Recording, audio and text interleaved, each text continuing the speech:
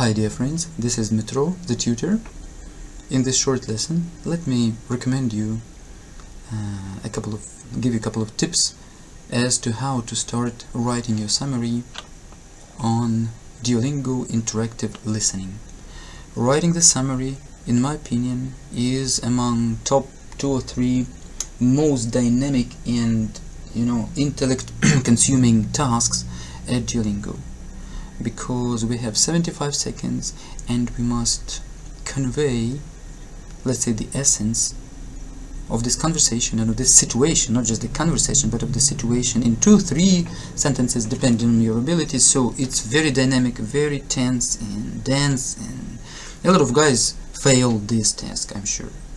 So, but of course within one short lesson we cannot discuss all the details, and maybe it's not very clever because I have my private lessons for that, but there is a constant debate going on as to whether I should start with I, like for example, I had a problem or something like that. Okay, let's write something like a space filler. I had a problem with my blah blah blah, okay.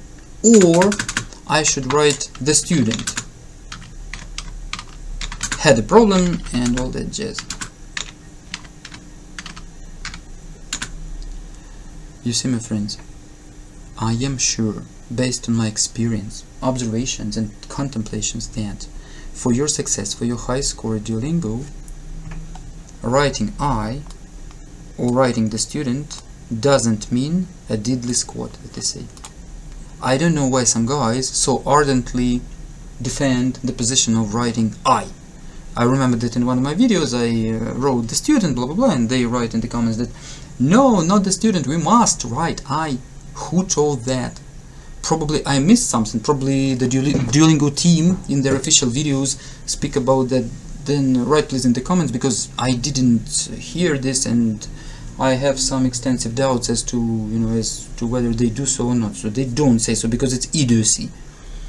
The algorithm, this AI, so-called AI, is expecting from you some interesting, maybe rich, maybe not so rich, linguistic structures in the middle of your summary, you see, not in the beginning or even at the end, but especially in the beginning. The beginning must be learned by heart by any mentally retarded creature, you see, especially with the tutor who works with the tutor. It's no problem, even a monkey maybe can reproduce I had a problem or the student had a problem. So just imagine that if you were the Duolingo psychometricians team, you would analyze and assess your, first of all, verbal structures, because English loves verbs. Any language maybe loves.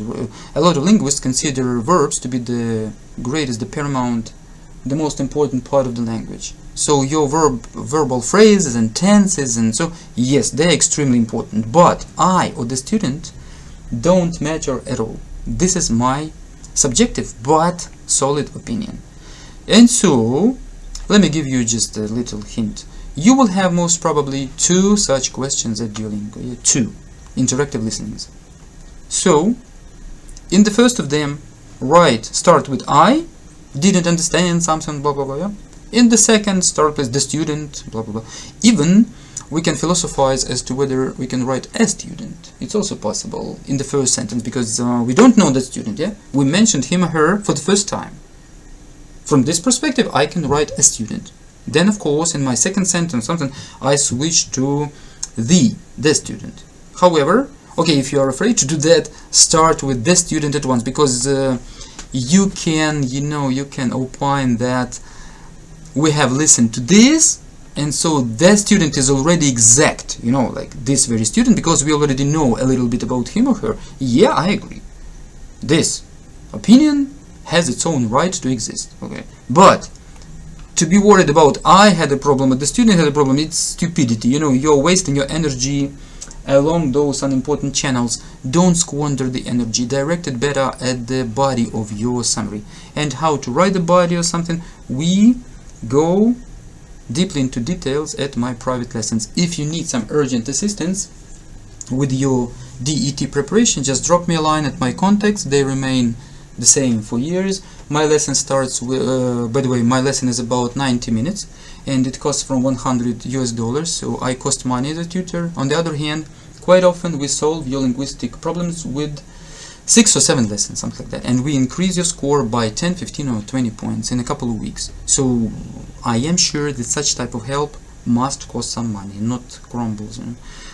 Okay, my dear friends, I wish you success, and also please remember that I have recorded a very nice video course for your independent preparation to Duolingo, and that course comprises 81 lessons in English, about 50 minutes each.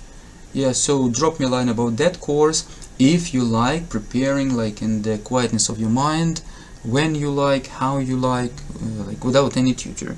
With this course you can also raise your score by 5, 10, 15, 20, or even sometimes guys do 25 points within several weeks or months, depending on the amount of your free time and effort. Okay guys, I love you, wish you success, and see you in our next lesson.